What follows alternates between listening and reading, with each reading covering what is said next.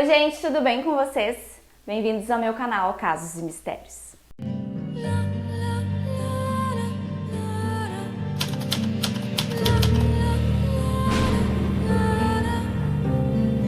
Oi meus misteriosos, sejam muito bem-vindos a Casos. Hoje aqui no canal eu vou trazer para vocês uma história de um serial killer, uma história que ocorreu lá na Inglaterra. Antes de começar o vídeo de hoje, eu já quero pedir desculpa para vocês por não ter tido vídeo aqui no canal na quarta-feira passada. Então, se você não me segue lá no Instagram para ficar por dentro, casos.mistérios, para ficar por dentro de qualquer situação que ocorra. Eu sempre vou avisar vocês que não vai ter vídeo, realmente foi uma situação que ocorreu inesperada na minha vida, que foi um cãozinho que eu acabei encontrando no meio do caminho, enquanto eu estava trabalhando. Eu fiz o resgate junto com algumas pessoas e foi uma semana, assim, foram dias bem agitados, assim, bem complicados. E infelizmente a gente não conseguiu salvar ele, então eu não tive tempo para fazer roteiro, não tive cabeça para fazer roteiro. Então, devido a isso que ocorreu, que eu mostrei tudo lá e está tudo lá nos destaques lá no Instagram. Pra quem não sabe, então, por que não teve vídeo, foi por isso. Muitos de vocês sabem que a identidade do Jack Estripador lá da Inglaterra, lá dos anos de 1800, permanece até hoje um mistério, mas nos anos 70 na Inglaterra surgiu um novo estripador e é sobre esse estripador que eu vou contar a história de hoje. Tudo teve início lá na década de 70 na Inglaterra, em Yorkshire, quando uma série de assassinatos começaram a ocorrer e começou a aterrorizar a cidade inteira.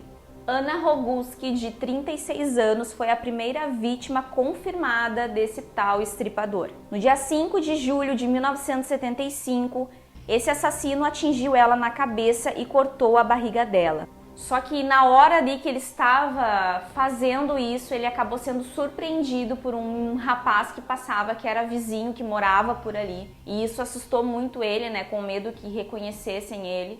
E o estripador deixou a vítima como estava e fugiu. A Ana conseguiu sobreviver e, além de sobreviver, ela conseguiu anotar a placa do veículo do estripador. A polícia visitou a casa dele no dia seguinte e ele admitiu que tinha atingido ela, mas ele alegou que foi com a mão. Que ele teve muita sorte porque a Ana ela não quis dar continuidade na queixa. Então, meio que ele alegou que ele tinha batido nela, mas com a mão, e eu acho que por medo, talvez, por não querer ficar exposta, ela não quis dar continuidade na queixa e ficou por isso mesmo. Olivia Smell, de 46 anos, também foi atacada por esse estripador. Ela tinha 46 anos e ela foi atacada da mesma forma que a Ana foi atacada, mas dessa vez o homem perfurou as nádegas dela. E novamente ele foi interrompido e ela também conseguiu sobreviver ao ataque. Porém, ela desenvolveu uma grande depressão depois desse ataque. Já no dia 30 de outubro de 75, o assassino resolve atacar novamente, mas dessa vez a vítima não teve tanta sorte quanto as outras. Vilma McCann, de 28 anos, foi a primeira vítima fatal do estripador de Yorkshire.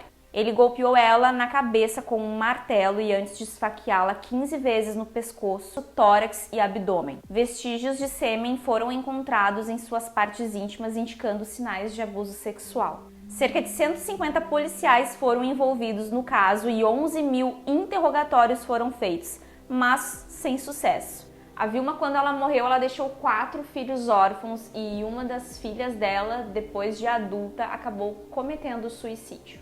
Já no dia 20 de janeiro de 1976, o estripador esfaqueou 52 vezes uma dona de casa chamada Emily Jackson, de 42 anos. Na época, a Emily ela estava passando por dificuldades financeiras e ela acabou entrando para a prostituição. Nesse caso, o estripador utilizou uma chave de fenda para perfurar ela no pescoço, no tórax e no abdômen. Nesse caso em específico, o assassino acabou deixando uma impressão da bota dele na coxa da vítima quando ele pisou. Então, ficou para trás algum tipo de pista. Marcella Clyston, de 20 anos, foi atacada no dia 9 de maio de 76 e ela estava voltando para casa de uma festa e acabou aceitando a carona de um homem desconhecido. Quando ela saiu do carro para urinar, ele atingiu ela na cabeça com um martelo. Marcella sobreviveu na época do ataque e ela estava grávida de 4 meses. Após o ataque, ela abortou o bebê e ela precisou fazer várias cirurgias cerebrais. Ela teve vários apagões no decorrer da vida dela e também ela desenvolveu depressão crônica devido ao ataque. Já no dia 5 de fevereiro de 1977, o assassino novamente ataca. Ele atacou Irene Richardson, uma prostituta. A Irene ela foi espancada também até a morte com um martelo e depois que ela morreu, ele mutilou o cadáver dela com uma faca e também foram encontradas marcas de pneu perto da cena do crime que resultaram em uma longa lista de possíveis veículos suspeitos. Então, até o momento, a polícia tinha a pegada na coxa da mulher, né, da vítima, e eles tinham também a marca do pneu, que aí era uma lista enorme de possíveis carros que poderiam ser. E lembrando que até o momento ele estava matando apenas mulheres que eram prostitutas. Então ali eles já notaram que se tratava, né,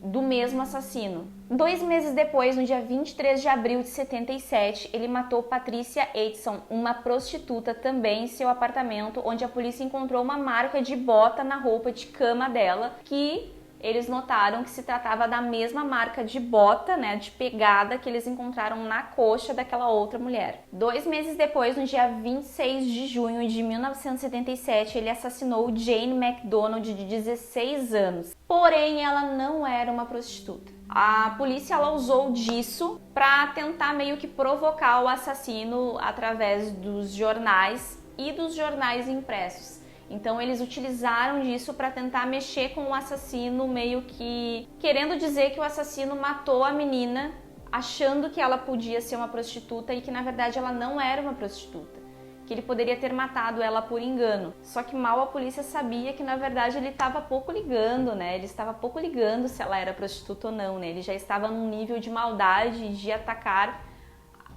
a mulher que se atravessasse o caminho dele. Então, assim, e essa parte, assim, desse caso, uma das partes que me revolta dentro desse caso, que talvez revolte vocês, é que nesse momento que ele matou uma menina de 16 anos, de menor, e que não era prostituta, que eles usaram isso para provocar o assassino, eles fizeram uma reportagem no jornal local e colocaram meio que um título, assim, dizendo que ele tinha errado em matar a menina, que ele tinha matado uma menina inocente. Então, ali a gente já vê o preconceito descarado da polícia da época eles queriam provocar o assassino, mas pensa bem, as outras mulheres elas não eram inocentes só porque elas eram prostitutas?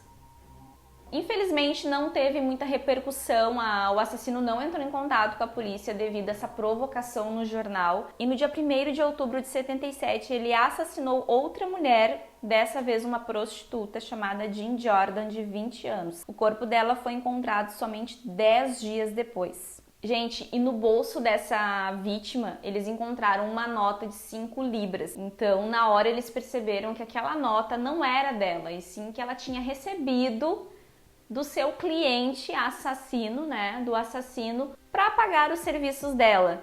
Então, ali eles já viram mais uma chance, uma esperança de conseguir achar logo o assassino, porque a nota de 5 libras, assim como qualquer nota, né, de dinheiro, na hora da distribuição, eles conseguem identificar com o número de série para onde que aquela nota foi encaminhada, né, aquele lote foi encaminhado, algo assim. Então, eles conseguiram identificar, a partir daquela nota, que aquele número de série foi encaminhado num lote tal, para um caixa eletrônico de tal lugar, e eles conseguiram identificar que a nota foi distribuída a funcionários de uma empresa de caminhões. E ao longo de 3 meses, a polícia entrevistou 5.000 homens, incluindo o verdadeiro assassino. Na hora da entrevista do real assassino, porque eles conseguiram chegar até a empresa onde ele trabalhava através da nota de 5 libras, o assassino verdadeiro ele tinha um álibi para a noite do assassinato e a polícia não quis ir muito a fundo e o descartou como suspeito.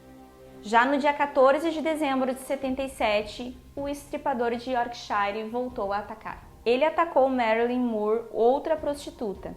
Ela sobreviveu e forneceu à polícia uma descrição do agressor e o retrato falado dele finalmente foi feito. E novamente marcas de pneu foram encontradas ali na cena do crime que correspondiam às outras 2 marcas de pneu encontradas em 2 outras cenas de crime. Nesse momento, a polícia tinha finalmente um retrato falado, porque a mulher, mesmo tendo sido atacada, ela conseguiu lembrar bem do rosto dele. Ficou muito parecido com o real assassino. Eles colocaram em diversos locais, divulgaram nos jornais, enfim, e também colocaram um retrato falado dentro da delegacia. Os esforços da polícia, né, apesar dos erros também, acabaram sendo desviados, a atenção deles foi desviada quando eles receberam uma fita gravada que se dizia ser do assassino. Eles também receberam uma carta que se dizia ser desse estripador, né, do real assassino, e nessa carta ele meio que se comparava, dizendo que ele era a reencarnação do Jack o Estripador, e usava termos assim muito familiares. Essa parte da história ela é bem revoltante porque a polícia perdeu muito tempo com essa fita, investigando essa fita e investigando essa carta, quando no final das contas eles se deram conta que se tratava de um farsante, que não tinha nada a ver, que não era o verdadeiro assassino que tinha mandado a fita, que não era o verdadeiro assassino que tinha mandado a carta. Isso porque todas as informações que tinha na fita da pessoa falando e todos os dados que tinham sido colocados na carta eram dados que eles tinham divulgado na mídia. Não tinha nada que só o assassino sabia e a polícia sabia. Então, a partir disso, a polícia viu que eles estavam perdendo tempo com algo que não era real, e sim de um farsante. Já em janeiro de 78, uma prostituta chamada Yvonne Pearson, de 21 anos, foi assassinada e seu corpo foi encontrado semanas depois embaixo de um sofá no lixo. 10 dias depois, ele matou Helen Rita, uma prostituta de 18 anos. Ele atingiu ela na cabeça 5 vezes quando ela saiu de seu veículo. Depois, ele a esfaqueou repetidamente. O corpo dela foi encontrado 3 dias depois sobre uma ferrovia em um depósito de madeira. Já no dia 4 de abril de 79, ele matou uma funcionária de um banco local chamada Josephine, de 19 anos. Ele a atacou enquanto ela voltava para casa. E mesmo após as novas provas, a polícia deixou o caso de lado e somente anos mais tarde retomou as investigações. Esse caso da Josephine, ele não foi de primeiro momento atribuído ao estripador de Yorkshire, então ele só foi reaberto e foi dada a atenção para ele somente anos mais tarde, mas a matança continuou. Meses depois, no dia 1º de setembro de 79, ele assassinou Barbara Lynch, de 20 anos, uma estudante, e o corpo dela foi deixado sobre uma pilha de tijolos próximo à universidade que ela estudava. Essa mulher também não era prostituta e isso novamente alertou a polícia e a mídia. Nesse ponto das investigações, o assassino estava há anos matando e a polícia nada de encontrar, e já tinha inclusive entrevistado o real assassino e deixou ele escapar. E as mulheres na época estavam lutando pela liberdade feminina e tudo mais, e a polícia começou a divulgar que as mulheres teriam um toque de recolher, que elas não deveriam sair à noite sozinha nas ruas para evitar sair sozinha na rua, enquanto os homens estavam liberados a sair para a rua, para beber, para enfim, sair com os amigos. Então, como estava no ápice dessa questão aí de liberdade feminina e tudo mais, e houve essa questão de a polícia estar demorando muito para prender o assassino e ainda estar proibindo as mulheres de sair na rua, claro, para a segurança delas, mas as mulheres decidiram fazer uma manifestação, então elas foram para as ruas com cartazes, fazer manifestações, que era um absurdo elas serem proibidas de viverem a vida dela por conta da polícia, né? Da polícia estar sendo tão demorada, estar demorando tanto para prender o assassino, e também por não fazerem um toque de recolher para homens, né? Também, enfim, afinal de contas, era um homem que estava matando as mulheres. Gente, para vocês ficarem mais chocados, e vocês vão ficar mais chocados, no ano de 1979, o verdadeiro assassino foi entrevistado pela polícia no mínimo 2 vezes. Apesar de combinar várias pistas forenses e estar na lista de 300 nomes relacionado à nota de 5 libras, ele não era considerado um suspeito forte. Ele não era considerado um suspeito que a polícia deveria dar atenção. Entrando para o ano de 1980, sim, 1980, em abril, o verdadeiro assassino ele foi preso por dirigir embriagado, e enquanto ele aguardava julgamento, ele matou mais 2 mulheres. Margaret House, de 47 anos, na noite do dia 20 de agosto de 1980, e Jacqueline Hill, de 20 anos, uma estudante, na noite do dia 17 de novembro de 1980. O corpo de Jacqueline foi encontrado em um terreno baldio e ele também atacou mais 3 outras mulheres que sobreviveram, Mary Lee e Teresa Sykes, de 16 anos, atacadas na noite do dia 5 de novembro de 1980. Somando todos esses anos de matança que ele estava solta e a polícia não descobriu que era ele, a polícia tinha interrogado o verdadeiro assassino, acreditem vocês, 9 vezes.